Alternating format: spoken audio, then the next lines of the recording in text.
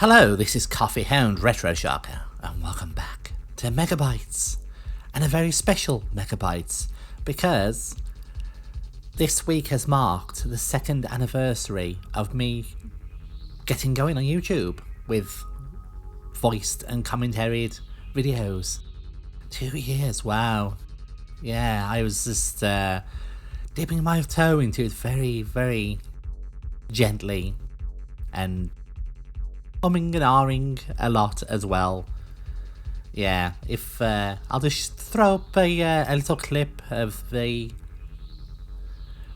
what the first episode sounded like. We're back with my Logitech mic, so here we go. Hello, this is Coffee Hound Retro Sharka. Welcome to my channel, and it's all in all episode of Demo Disc Delves. In these mostly unscripted videos, I'll be delving into various PS1 and PS2 demo discs. For all those little hidden treasures and bits of hype and nostalgic memories for myself. Right, it's been a roller coaster couple of years. It really has. Crash Bandicoot loading. Let me just come and go to that. There we go. But yeah, I never expected to be doing it this long or as much as I have. It was just, hey, it's just lockdown. Let's find a way to keep sane. And yeah, it was pretty much a culmination, really, of becoming so passionate. I was like 6 months into this current phase of collecting, really getting into retro stuff and retro gaming ever since like about September 2019. So yeah,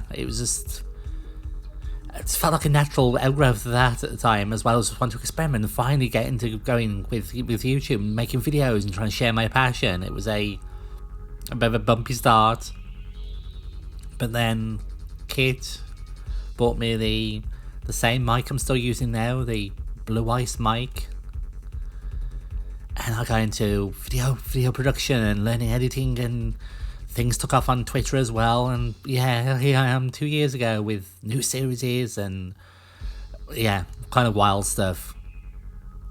And because it's been 2 years, the first thing I ever really did, apart from after uploading a couple of demo PlayStation Underground disc features, was I did Demo Disc Delves, and I did Demo 1, which is the packing disc for the PlayStation, the one that came with my PlayStation, my parents' PlayStations, and as such special meaning to me.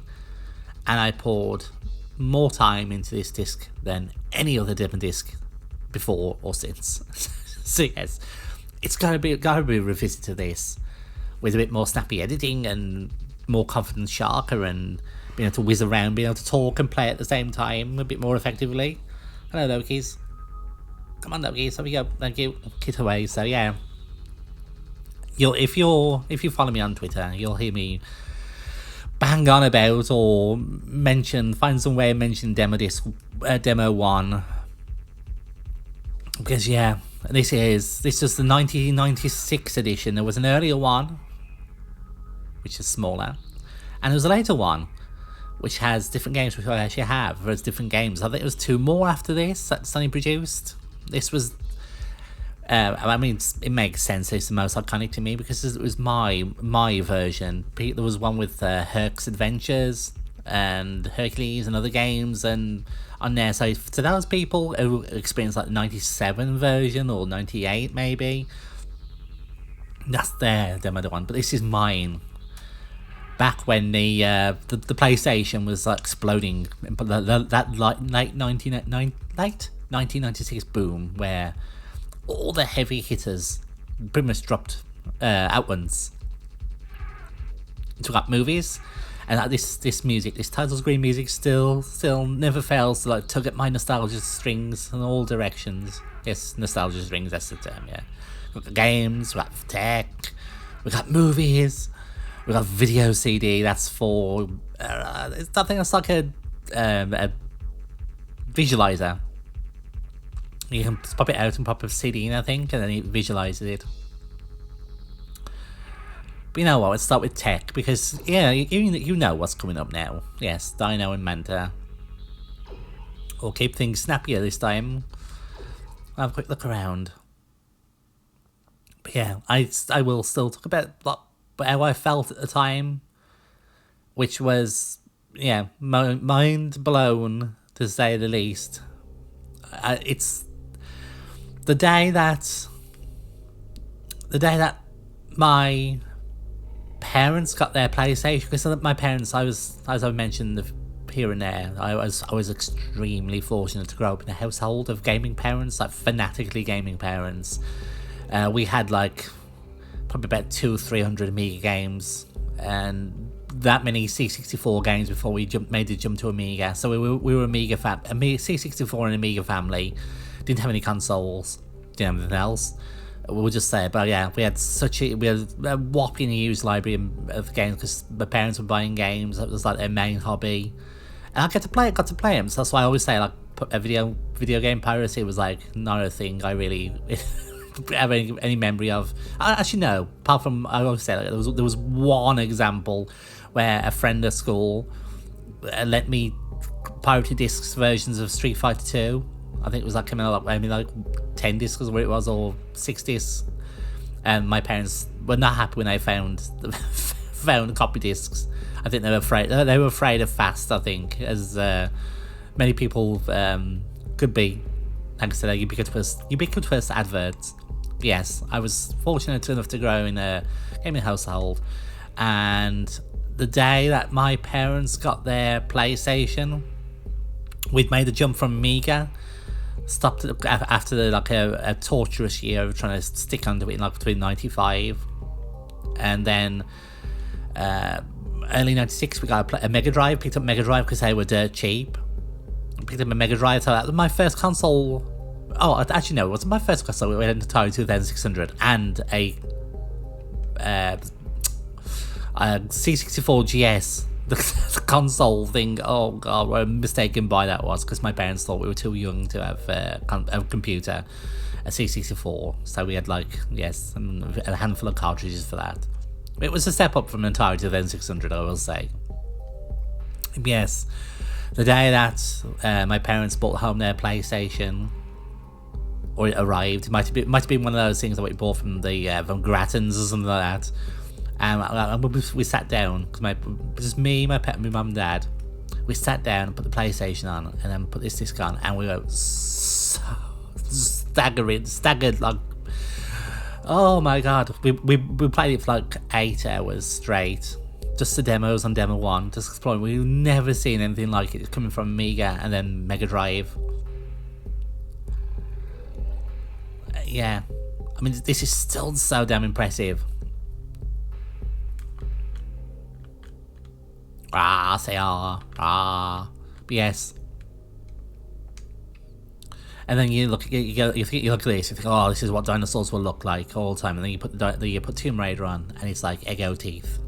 Teeth for Eggos for teeth. Yeah, it's that kind of thing. Like, it's like a tech. As it is, we're all tech demos. This is like just the PlayStation running at full belt to produce just this. And it's kind of like, yeah, like you could pass this off as an early PlayStation 2 image. Say no, say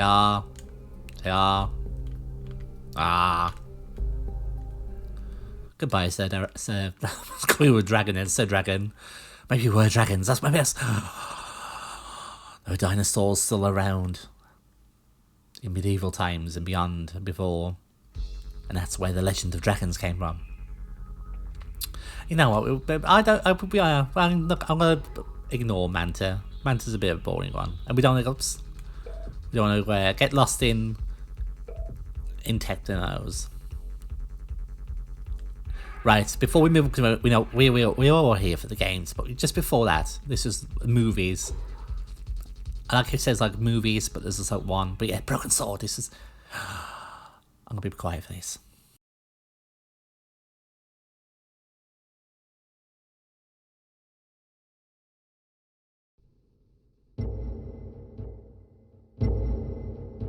From the makers of the highly acclaimed Lure of the Temptress and Beneath a Steel Sky comes a brand new adventure of epic proportions. Broken Sword, the Shadow of the Templars.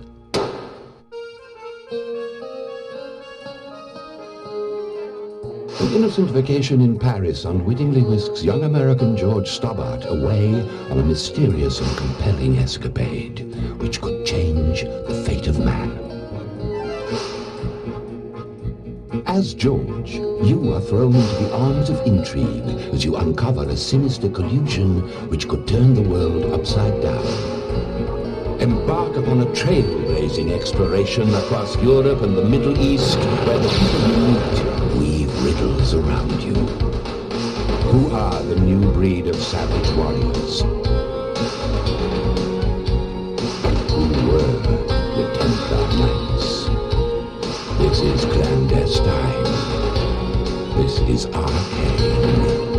This is Broken Sword, the Shadow of the Templars. Right, wow, yes. Jesus.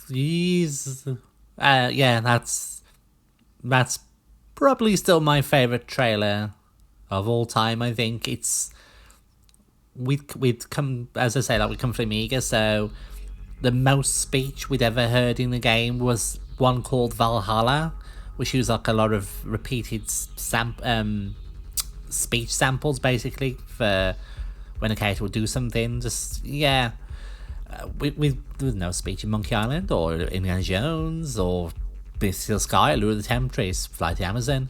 So like to hear that much speech and see something like that, cartoon movie graphics, we were so blown away by it. And Broken Sword has remained a absolute firm favourite for us, 25 years now. It's so good, and that trailer is part of the reason why it has such weight. And tangentially, it's also why Broken Sword is why I latched onto the Assassin's Creed series when I eventually played it, because that kind of like Templars and conspiracies. When I felt like feels like Broken Sword feels like a precursor to all that. But right, got movies on that. We don't want to that. Tech, West to go. Those games. Yes, and there's hours, untold hours of entertainment in this. I mean, like this one you've got here. We got Crash Bandicoot, playable demo. Actua Golf, a playable demo. And the game where like my fondness for golf games pretty much set in. Descent, that was playable. Die Hard Trilogy, playable. I can't remember if that's playable or not. I think so. Power Soccer, I don't know. Ridge Racer Revolution, yes, this was the demo that pretty much stopped me buying any Ridge Racer games until Rage Racer came out, because I'd played it so much. Tekken 2 was playable, F1 was also playable, Master Trucks wasn't. F 2097 again, imagine a young Sharka when all they've seen in recent years was PlayStation, Amiga, and then Mega Drive graphics, and then they see something like Wipeout 2097 with their own eyes after drooling over bits and pieces on Bad Influence and the Games Master.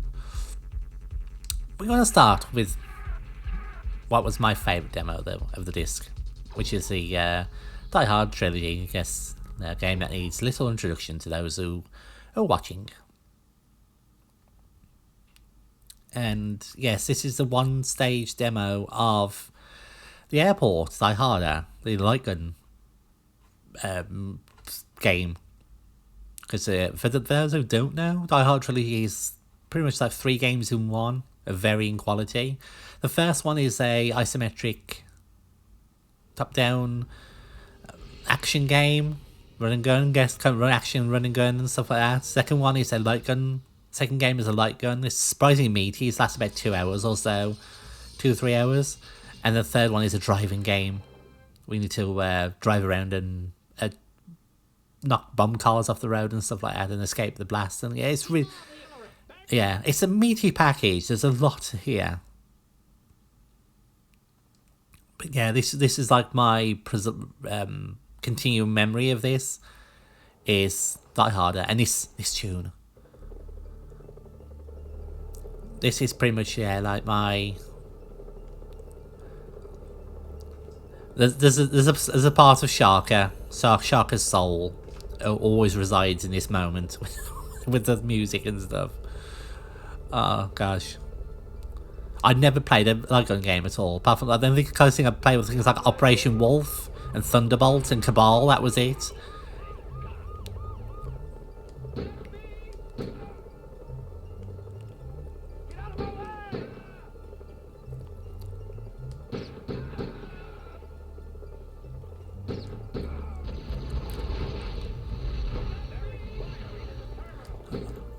What made this such a joy to replay though is very much like a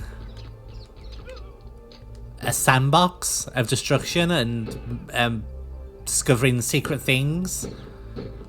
I mean, I'd never seen destructibility in a game at this scale. Oh,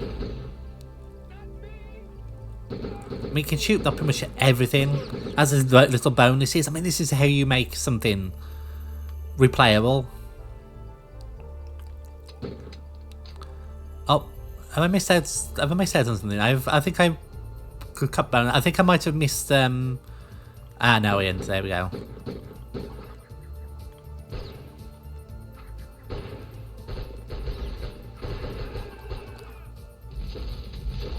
I got that explosive shotgun.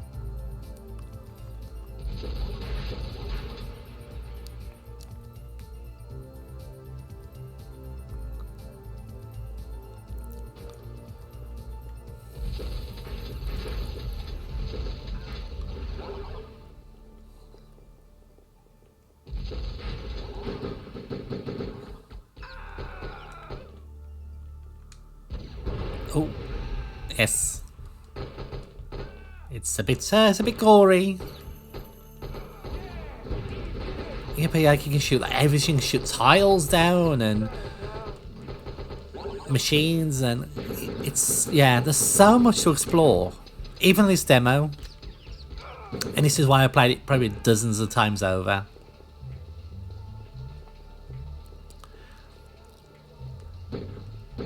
Oh, sorry. I'm sorry. Sorry, ma'am. So, madam. But yes, I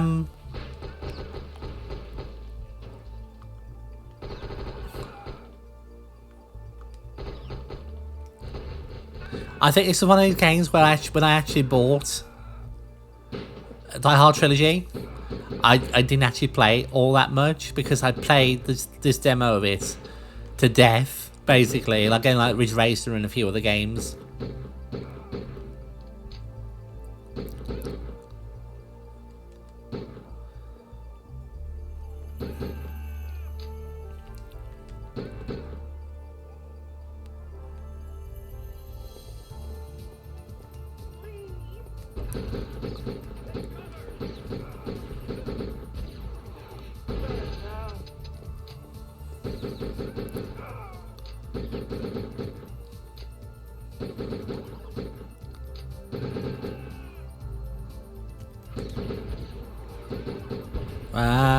There's a shotgun.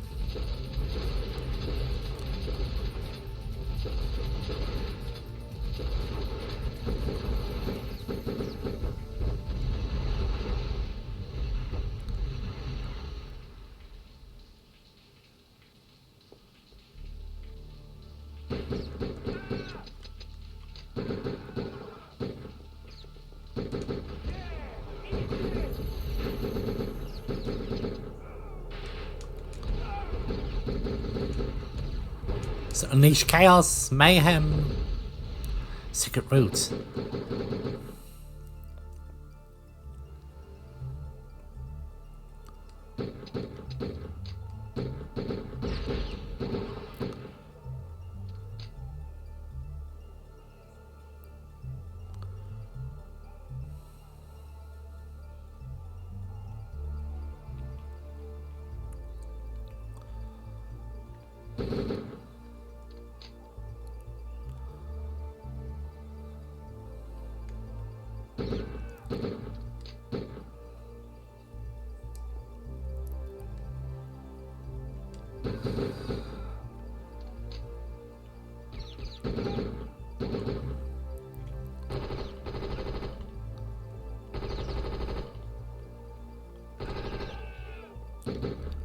Almost.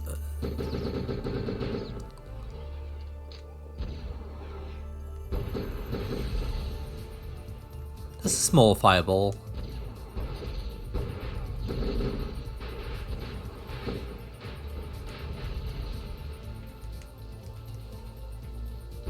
Oh. No one going out. Mouse use them up because we're almost done. Oh no, I'm sorry, sorry, sir.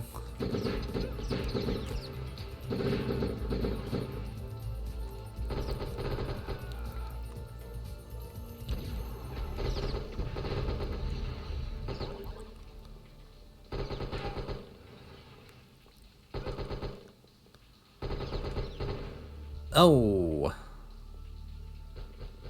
There we go.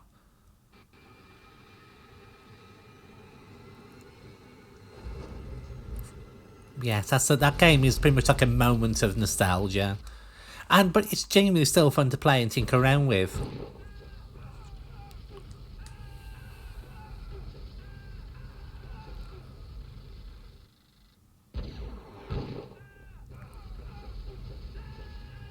Oh dear.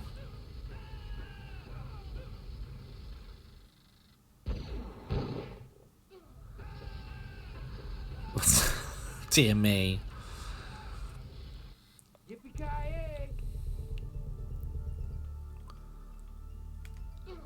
Yes, this is still one of my favourite high score table entries.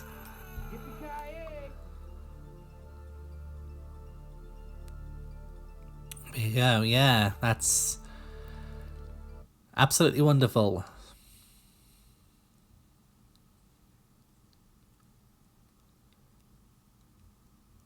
It's if by some miracle you're a PlayStationer and you've not played Die Hard Redder, you go and stick it out. It's not fair. It's still dirt cheap and otherwise to get it as well. It's worth a go.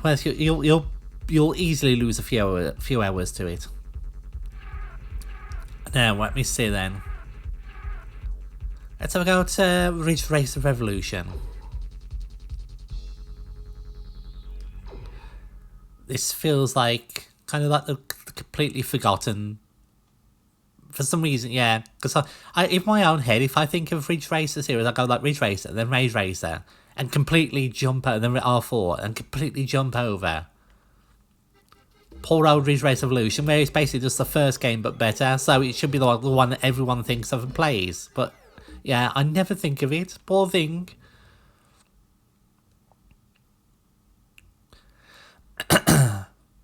Excuse me. But part of the issue, I think, was because this came out only 6 months after Ridge Racer in the UK. It was like a year or so between Ridge Racer's release and Revolutions in Japan. It was like 6 months here. So yeah. You might feel a bit stung by it, but if you just literally bought Ridge Racer not so long ago, and then here's another version of it, but better. You got things like the rear view mirror.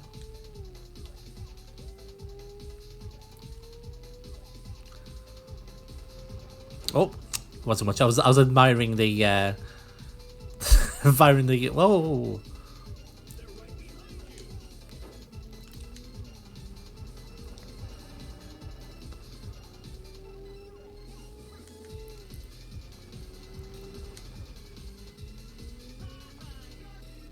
Oh, it's like a transistor.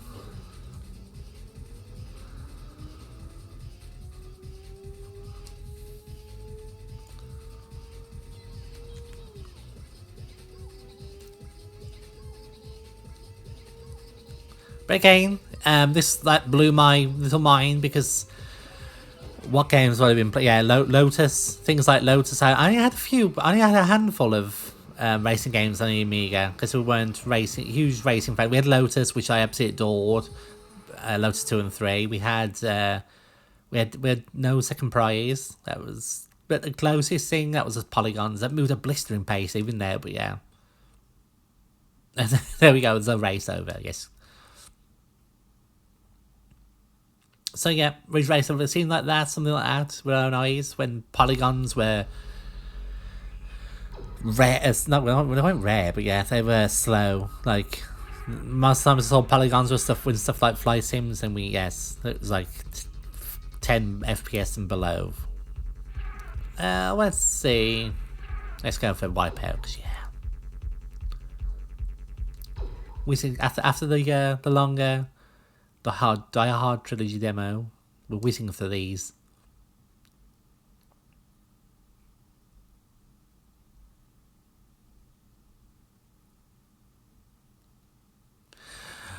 Blessed Diagnosis, the most awesome, superb of owls.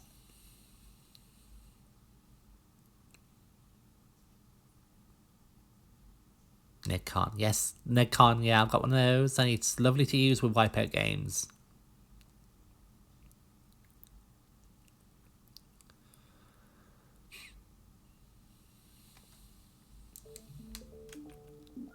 This is another one I played incessantly.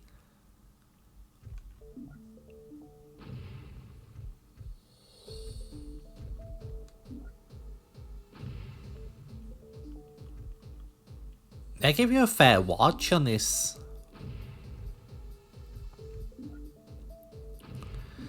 Yeah, I didn't mind they're going to give you one track, but... Okay, just two then. Novice and expert. I mean, this is a fair watch of a demo.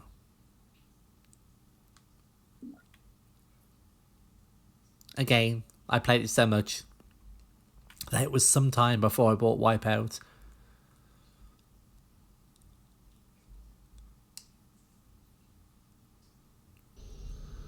Look at these graphics. Oh god, yeah.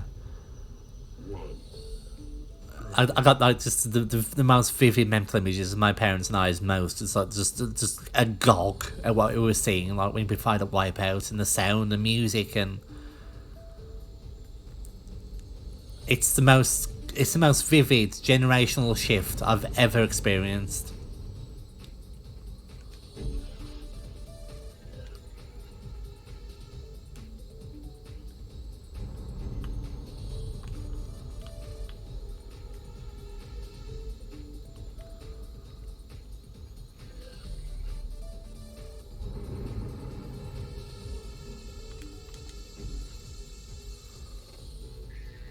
It's been a while since I played a Wipeout game, so I'm rather rusty.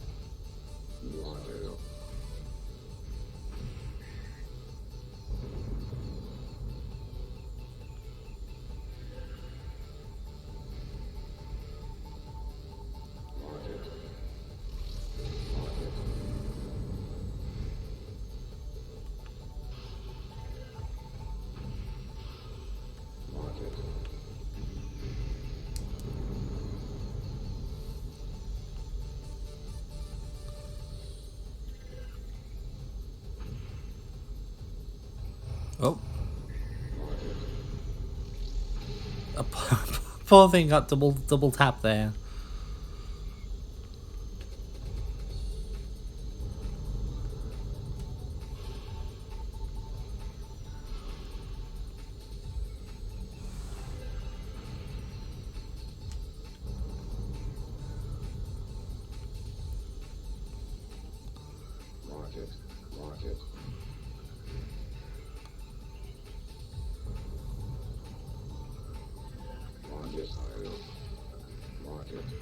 Oh no, I'm gonna sneak into one. Ah!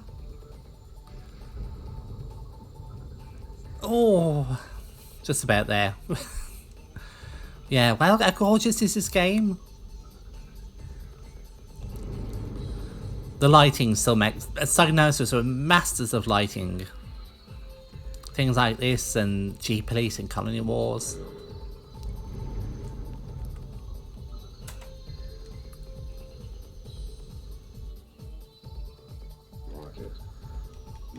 Yes, game. Can I, yes, thank you. Right, it's gonna be a slightly longer episode, friends, I think. What should we do? Let's say, Destruction Derby 2. Well, Derby, sorry. This game demo is non-players. It's always a bit disappointing when it's rolling demos. But again, this was like, we actually got the full version of this. And it was like, yeah, we spent ages of smashing. I can't remember. I think actually we got a demo of it from another magazine. We played the demo a huge lot, whole lot. 3, 2, 1, go!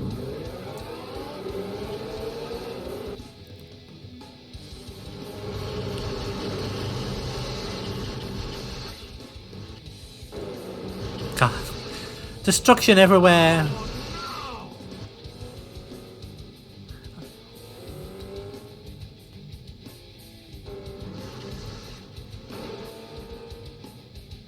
Yeah, this was such a perfect game for the time.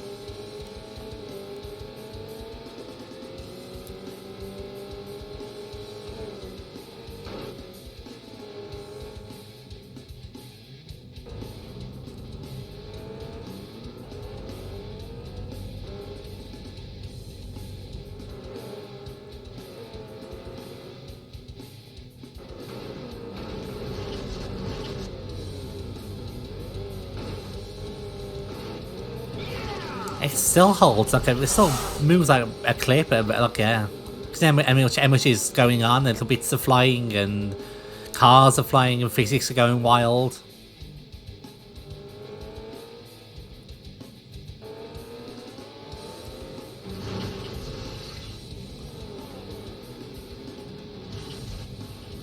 Oh wow! Did you see that one soar up in the air? Wow.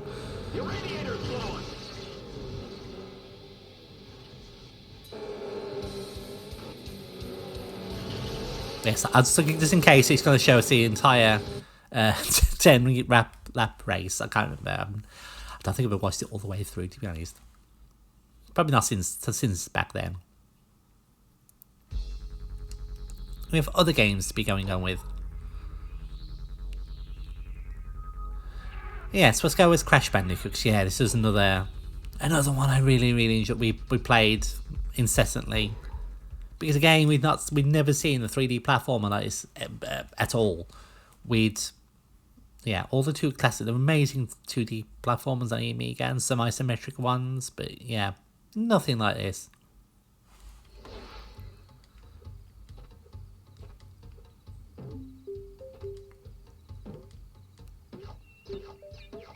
Oh, yep, jumping from top.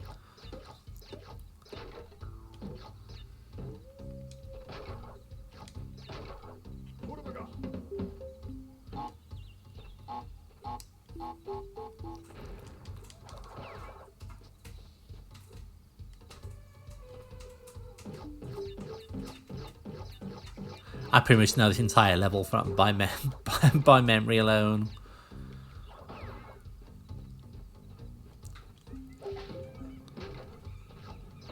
Oh, yes, well. No time to jump on boxes like that.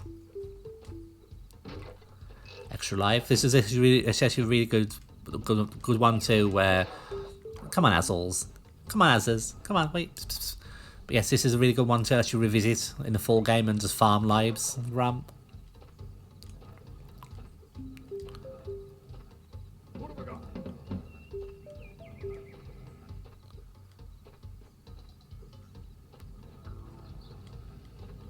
Oh.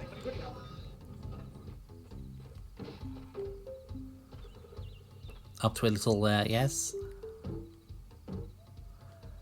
Little hidden bit.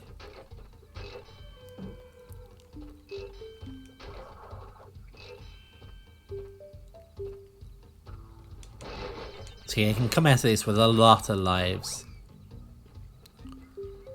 Yes, those are mangoes. Yes, apparently not apples, as I always thought for many, many, many, many years. Oh, ah! Oh, damn it.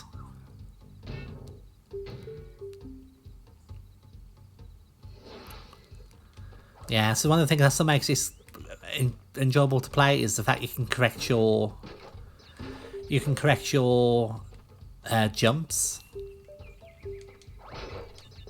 I can imagine how much more difficult this would be sometimes if crashes jumps were on a fixed arc.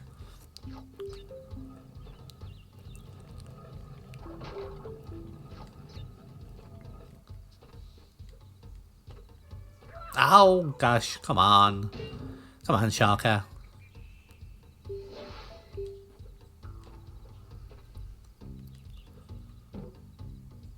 What are we doing up here? There's only apple. There's only mangoes.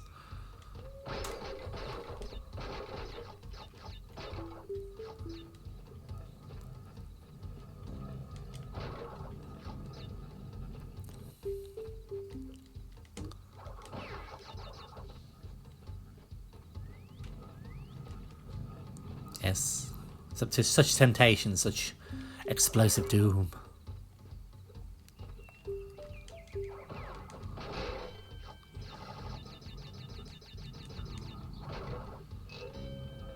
Yeah, onto the bonus round.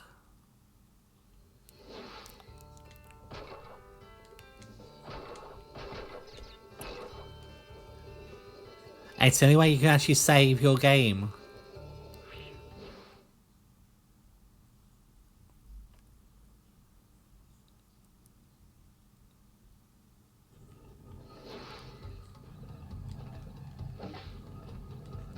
Ow! Goodness me.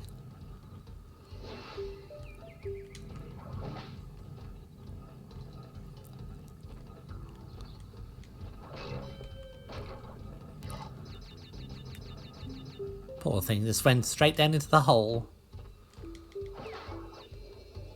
Here we go.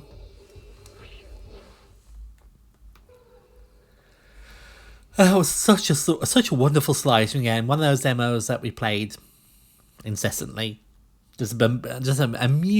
Amused, amazed, and amused.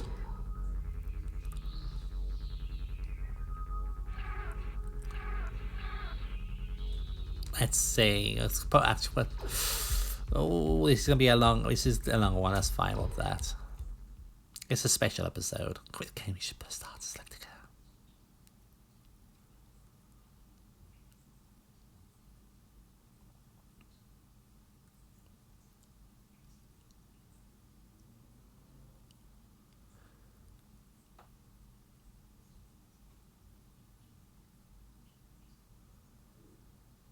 Actual golf.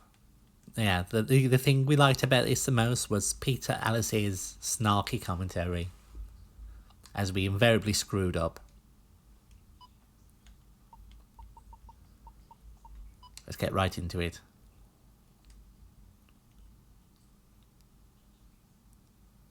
I am a human, yes.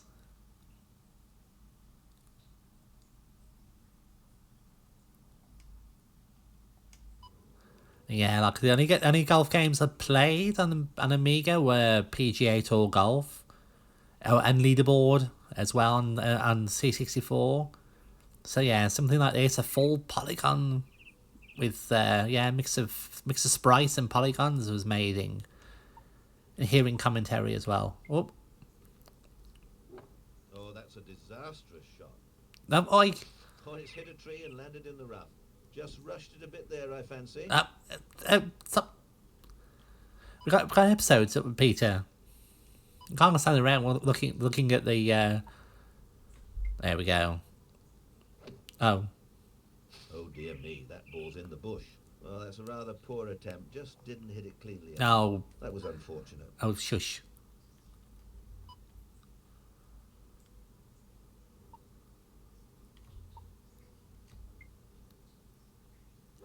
Well, I wonder what on earth he was thinking about there. Well, it looks as if a wetsuit is needed for the next shot here. Hush. Thank you.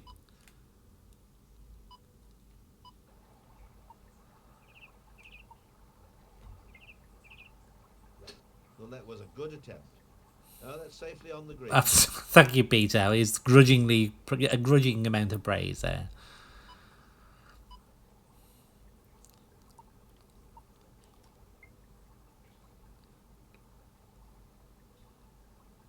Well, misjudged pace left it short.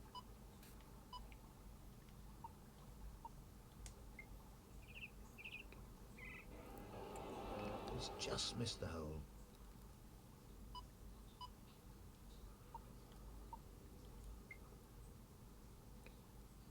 Well, close, but not close enough. Wow. Rats. Rats, I tell you. Rats. And it's in at last. Wait. So are we, Peter? Finish this hole 5 over par. I'll go away. Yes.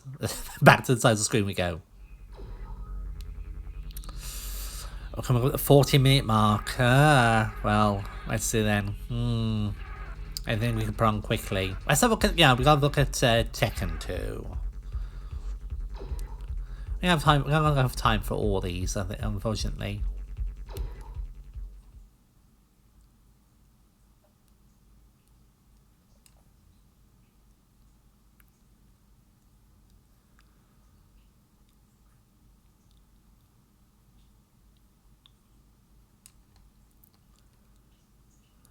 Namco presents.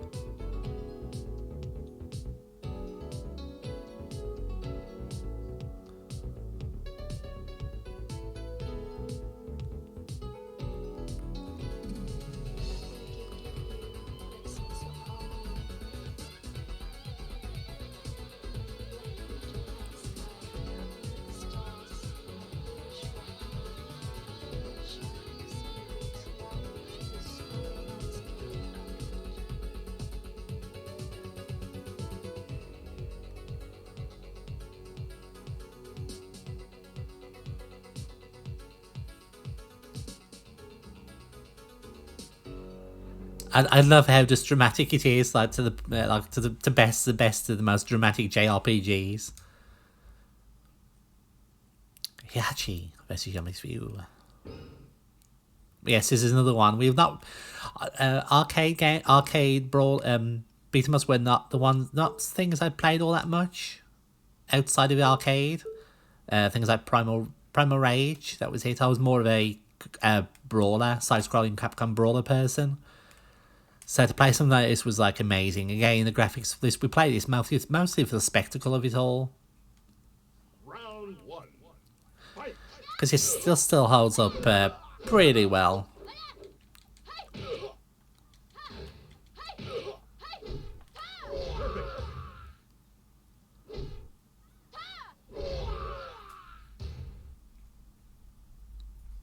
You win.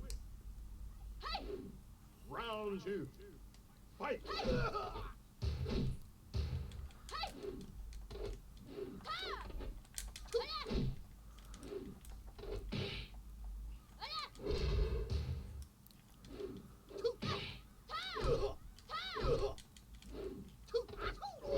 Aha.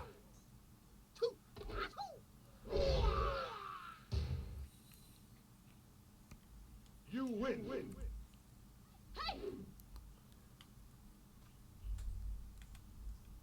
Yes, that's still a lot of fun to play, and still looks good. Yeah, the lighting makes that. So let's switch back to the title screen, and I think if because chances are, Dudley will be watching this. Dudley Yesterday, the amazing Yesterday channel. And I think he'd think I'd be remiss. I'd be a slack Sharka if I didn't at least look at a Formula One. Is this a rolling demo or playable demo? Oh, this is yes, this is a playable demo.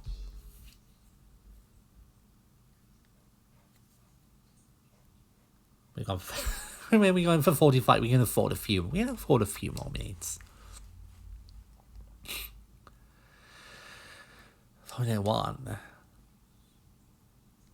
Yeah, on Amiga, I played a couple. I played like Nigel Mansell's Pit Stop on the PlayStation, on the C64, and that was pretty much it, I think. Traverse Tales.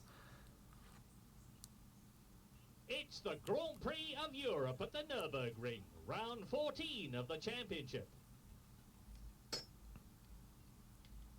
So, yeah, some nights against Damon Hill, Coulthard, Gareth Berger, Gareth Blundell, Mika Hakkinen, jeez.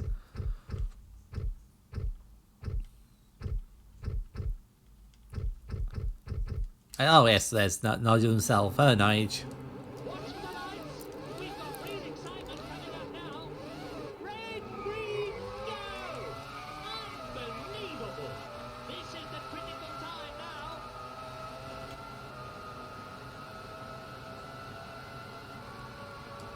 Look at that! I'm sure there was contact there. That's down a position. He's off to a flying start.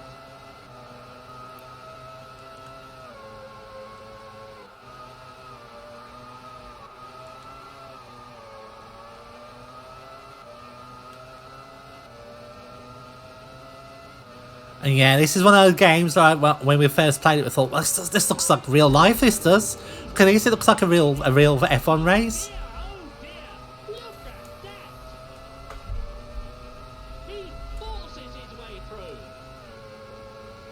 I don't actually own this one. I own F1 97, which is, yeah, I think it's still like regarded as like the best of the series on PlayStation. Because F1 98 was disastrous.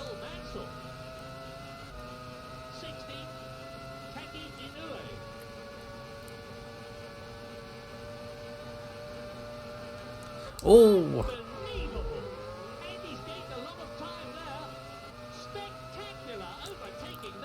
Oh, Maria approves of just ramming into the drivers in front of us. You hear that, folks? Maria approves.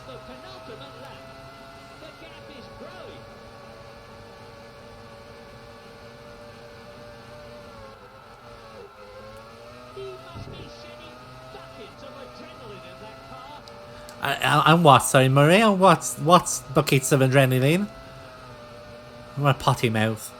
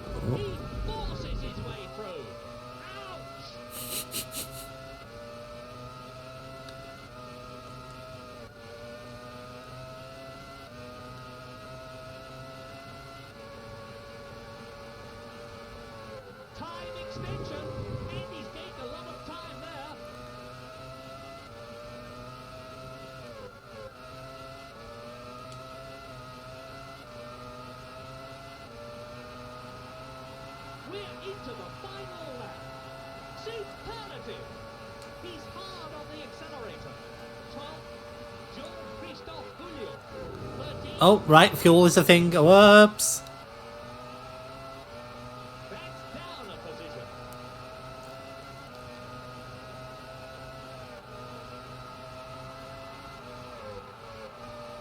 They're really right on the edge, pushing into the limit.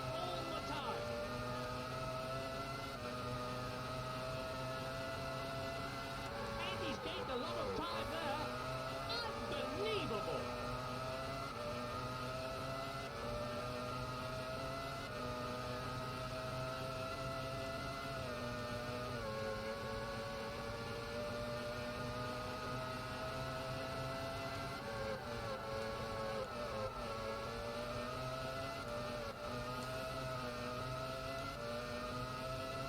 Race order in first place.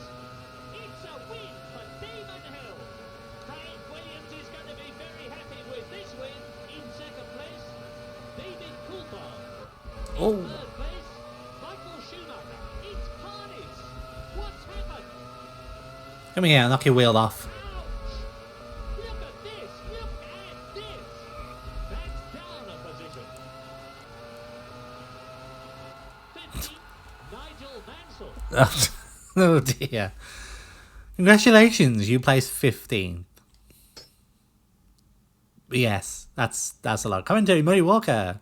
Dolby Surround. Dolby Surround, imagine that. Dolby Surround. I mean that, and you've got a good sound system. Race a real F1 season. 2 modes of play antique. Arcade. So, yes. 3D 4-wheel dynamics. Yeah, I mean, this is like such... I mean, I've seen reviews of F1 in 25 NTSC, but yes, I guess. See, frame rates do count. Frame rates do matter. So, yes. And, oh yeah, it got rave reviews back in the day. But yeah, you can absolutely see why. Netcon, ooh, let's try this with a Netcon as well. It feels weird playing it with music. But yeah, look at these. Yep. Hitting their peak. 2 studios hitting their peak. Or new peak. A new peak. But yes, it's been almost... Jeez, it's been almost an hour. But yes, thank you for watching. And thank you so much for those who have followed me from the start and subscribed almost from the start.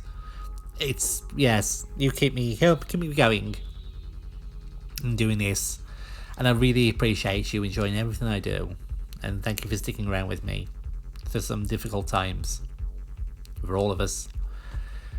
But yes, if you're new to the channel, you've just watched this, you made it this far, thank you for doing so. Consider subscribing. Got lots of videos, over 100 now, of all different sizes and types, from everything from the 664, from the television to the PlayStation 2 and Xbox.